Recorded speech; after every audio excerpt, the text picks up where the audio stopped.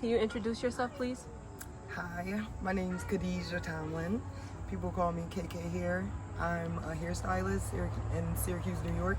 Okay, and when did you start doing hair? About 9 years ago. Where did the passion come from and who taught you? It mostly came from me having to do my own hair. Going to the salon when I was younger, it got a little too expensive, so I started to do my own short haircuts and like relax my hair. And once I started doing that, I had friends that asked, to have their hair done, and then it just branched off from that. But I'm pretty creative, so I guess that's probably where like most of the passion came from. Okay, and when did you realize that you were creative when doing hair?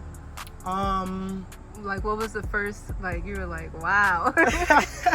The first time I would say is when feed-in braids pretty much had first came out, and I didn't know how to do them. I didn't even know what they were. And I was working in a shop at the time, and a lady came in and asked for feed-in braids, but I was like almost the only braider in there.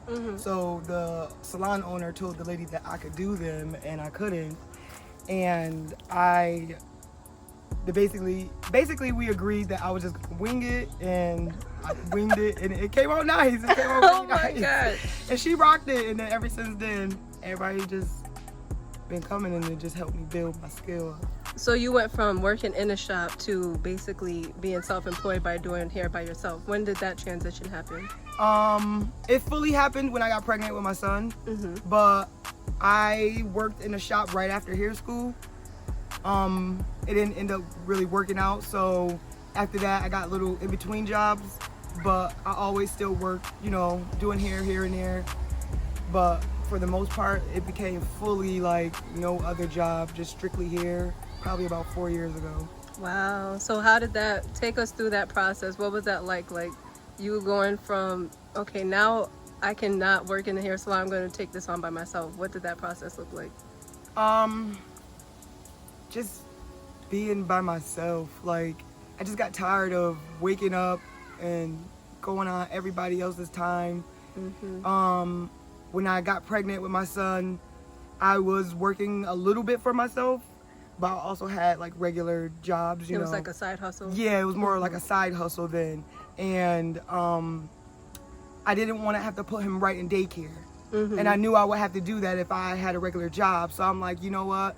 I make a decent amount, doing hair as a side hustle. I'm sure I can make more if I do it full time. And I was making as much as I was making at my job at the time doing hair. So I'm like, you know what? F this job. I don't want to put my kid in daycare, so I guess I gotta stay home and just wing it, and hopefully I make enough to pay my bills. So then when did you realize that you were like, okay, now you have a comfortable income, and now, so how long did it take you to get there? Probably around this year is when it became like fully regulated. Like, this is the year, probably like the end of 2019 was when I realized that I do make a substantial amount that I could just, like, I don't never need another job. Like, this is my career, you know what I mean? Like, I'm good. I could travel, I could, pay my bills and take care of my child. Wow. So what do you think grew your business within the last year? My skill.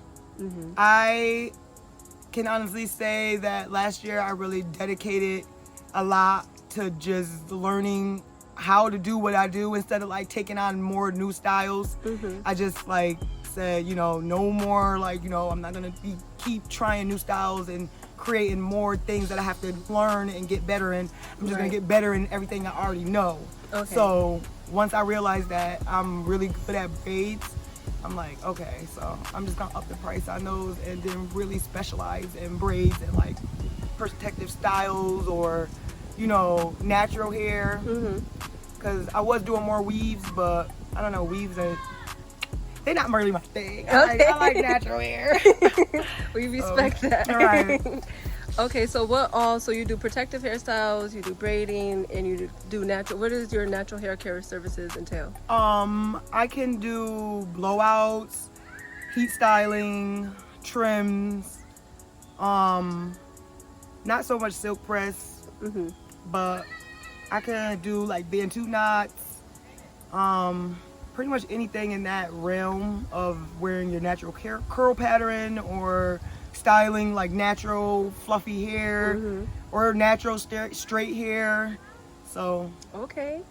So did you have any fears when you decided to take hairdressing full time or hairstyling full yes, time? I was scared I wasn't gonna be able to afford to do anything. I was scared all I was gonna be able to do was just like pay my rent and, you know, put a couple of groceries in the refrigerator, like.